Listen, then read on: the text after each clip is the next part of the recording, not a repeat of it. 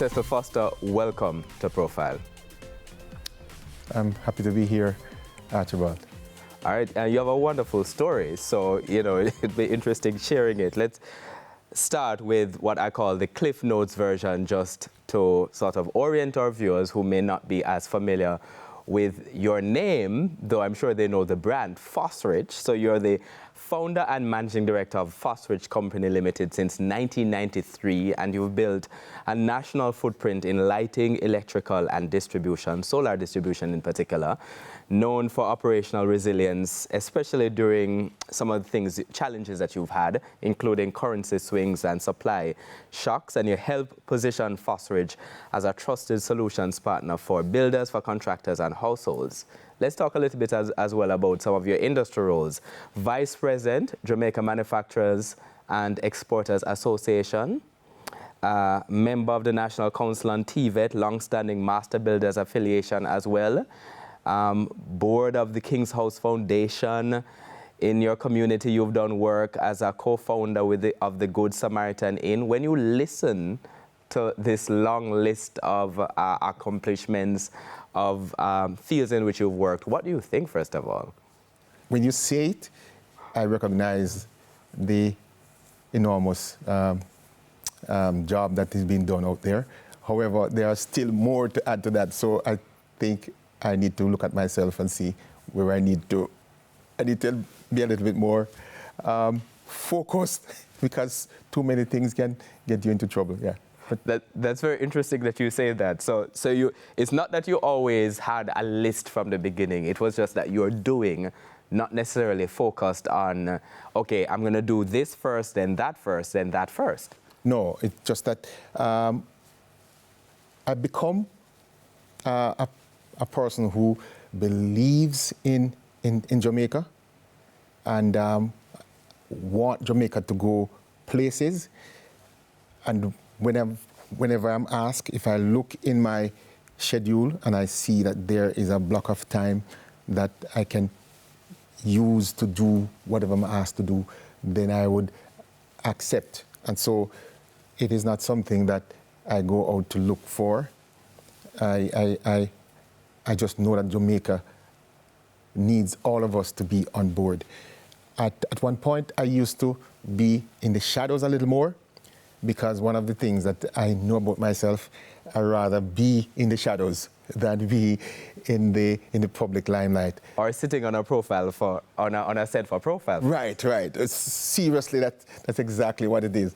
And so, but I've become more of a willing person to share my experience, because I see Jamaica as very, very rich with resources, the resources of the people. The people, the vibes of the people, the willingness of the people to be friendly and to go places.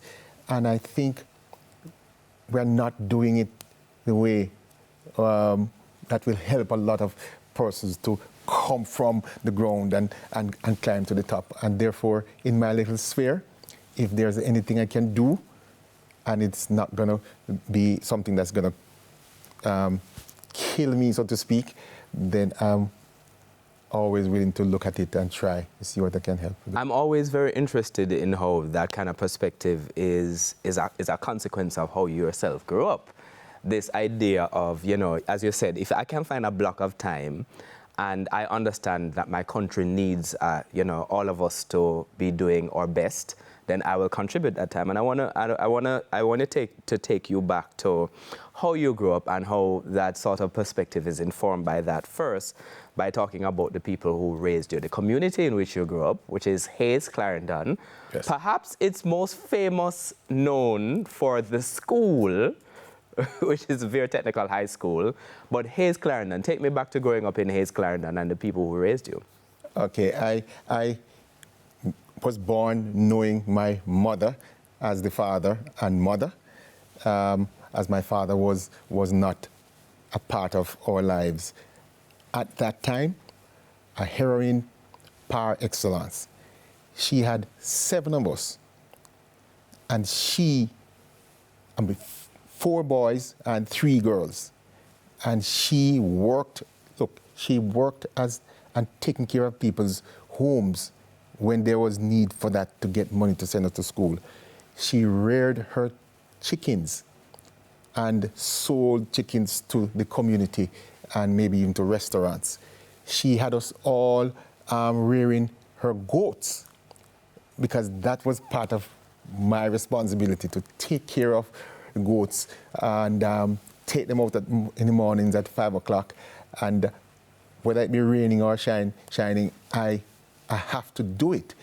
And then she was also willing to work with, throwing her partner and all these things just to send us to school. And when you look back on it, my sister, my older sister, she went to a private school in Maypen just from the thrift of my mother. And all those jobs. And all those jobs that she was doing at home. She never had any education. She's one of those persons without education, but she was educated in life, in the way that people survive and place all that they wanted to be placed in their children in order for them to become better. So that lesson of hard work then, that lesson of understanding sacrifice was coming from your mother. You were seeing all of that.